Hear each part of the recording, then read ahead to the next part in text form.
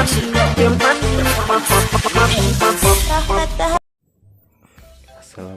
warahmatullahi wabarakatuh. Perkenalkan, nama saya Ahmad Yani. Saya berasal dari prodi keperawatan dengan NIM 2101035. Saya akan mempresentasikan hasil materi saya yang berjudul istirahat dan tidur. Definisi: istirahat suatu periode biasanya terjadi pada aktivasi. Hal tersebut berkaitan dengan relaksasi secara simultan dari tubuh dan pikiran seseorang. Istirahat diperlukan sebagai suatu persiapan seseorang menuju tahap tidur. Berger et al. Tahun 1999. Tidur suatu keadaan di mana terjadi penurunan persepsi reaksi individu terhadap lingkungan sekitar. Mekanisme tidur. Teori Chang, peningkatan CO2 menyebabkan rasa ngantuk. Hari neuri fisiologis, sekresi hormon serotonin yang menyebabkan rasa ngantuk. Teori feedback, kelelahan sel-sel menyebabkan rasa ngantuk.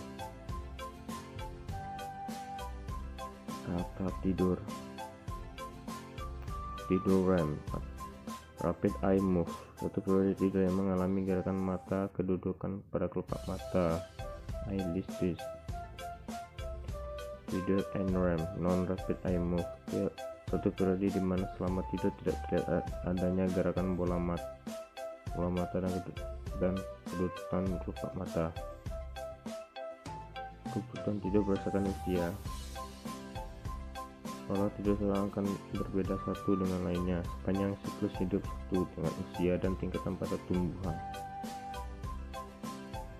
Penurunan seringkali terjadi pada waktu yang digunakan untuk tidur secara keseluruhan, yaitu pada tidur tahap 4 NREM dan pada tidur REM. Faktor yang mempengaruhi pola tidur. Penyakit fisik. Ainis, jangka sakit yang diderita seseorang klien dapat menyebabkan seorang sulit tidur. Demikian juga dengan gangguan pernafasan, sesak nafas, hiposeksia atau hiperkamia. Peningkatan sekresi asam lambung selama tidur REM dapat menyebabkan pola tidur seseorang terganggu. Karena rasa sakit yang ditimbulkan orang iritasi pada lambung. Penyakit hipertiroidisme menyebabkan perpanjangan waktu sleep sehingga seorang mengalami kesulitan untuk tidur. Gaya hidup. Seseorang yang mengalami kelelahan akan mudah untuk tidur. Kelelahan mempengaruhi pola tidur seseorang, di mana semakin seorang merasa lelah, periode REM semakin singkat. Stres fisiologis. Kecemasan meningkatkan kadar norepinefrin dalam darah sebagai hasil dari stimulasi sistem saraf simpatis. Perubahan zat kimia ini menyebabkan seseorang mengalami kesulitan untuk mencapai tahap tidur 4 NREM dan REM serta perubahan waktu untuk bangun. Obat-obatan jenis hipnotik dan barbiturat mengurangi tidur REM. Penggunaan alkohol dan stimulan. Pola tidur seorang yang meminum alkohol akan mengalami gangguan untuk tidur REM. Selain alkohol, minuman yang mengandung kafein juga dapat menstimulasi SSP sehingga pola tidur seorang bisa terganggu. Diet, underweight dan overweight bisa mempengaruhi pola tidur. Menurut Trish dan Stonehill tahun 1976 menyatakan bahwa underweight penurunan total waktu tidur karena seseorang terbangun dan terbiasanya waktu bangun pun cepat, sedangkan overweight peningkatan total waktu tidur tidak sering terbangun dan bangun tidur lambat.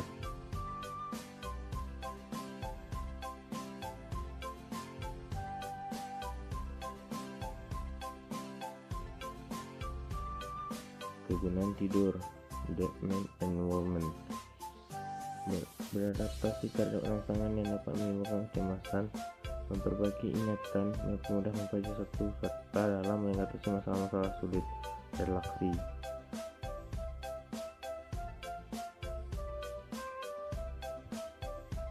Kebutuhan tidur rata-rata per hari. Bayi baru lahir lama tidur 14-18 jam per hari dengan 50% REM dan satu siklus tidur rata-rata 40-60 menit. Bayi SD 1 tahun satu siklus tidur rata-rata 12-14 jam sehari dengan 20-30% REM dan tidur sepanjang malam. Toddler 1-3 tahun lama tidur 11-12 jam per hari dengan 25% REM dan tidur sepanjang malam dan tidur siang. Prasekolah 11 jam per hari dengan 20% REM. Usia sekolah 10 jam per hari dengan 18,5% REM.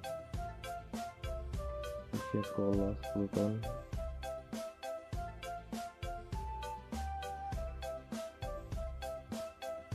dewasa 7-8 jam per hari dengan 20% sampai 25% REM.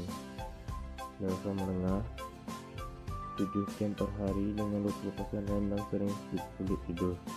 Dewasa tua 6 jam per hari dengan 20% sampai 25% REM dan sering sulit tidur. Gangguan yang tidur sering terjadi: insomnia merupakan suatu tidak mampu untuk tidur dengan kualitas yang akurat. Insomnia bisa ditemukan seorang tidak nyaman secara fisik, tetap lebih sering karena simulasi mental yang berlebihan, kecemasan seorang yang mengandung obat-obatan atau minuman yang mengandung alkohol yang bisa menimbulkan insomnia.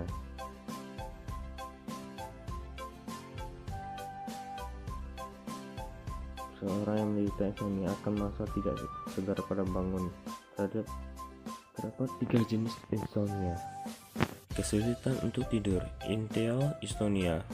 Kesulitan untuk mempertahankan tidur karena frekuensi bangun yang lebih panjang, intermittent atau maintenance insomnia. Bangun lebih cepat atau premature awakening, terminal insomnia. Hypersomnia berlawan dengan insomnia, tidur yang berlebihan sepanjang hari. Umumnya masalah psikofisiologis, gangguan psikiater, kerusakan SSP, kelainan ginjal, hati, atau gangguan metabolisme, diabetes, ketoacidosis, dan hipotiroid. Pada kasus lain, hipersomnia digunakan sebagai mekanisme coping untuk menghindari tanggung jawab kerja. Narkolepsi berasal dari bahasa Yunani yakni narko yang berarti kesemutan dan lepsis yang berarti kejang. Narkolepsi merupakan gangguan yang bersifat kronis yang ditandai dengan tidur yang tidak terkendali. Adanya gerakan tiba-tiba pada saat tidur yang menyebabkan seorang terbangun.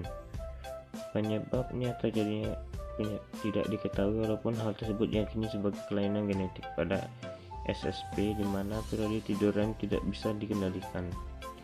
Banyak penderita narkolepsi mengalami catatalepsi, paralisis otot sebagian atau keseluruhnya. Catatalepsi ini seringkali disebabkan oleh rangsangan emosi yang kuat, tertawa atau menangis. Manifestasi lainnya: tidur sepanjang hari, halusinasi, atau loss control otot. Parasomnia berlaku seorang yang tiba-tiba terbangun pada saat tidur dan keadaan ini sangat mengganggu pola tidur. Jenis parasomnia adalah somnambulism, sleepwalking, night terror, nocturnal enuresis, sleep taking, nocturnal erection, brushing. Ya, baiklah, ini sampai situ hasil presentasi saya. Jika ada kata-kata saya yang salah mohon dimaafkan. Terima kasih atas perhatiannya, saya ucapkan terima kasih.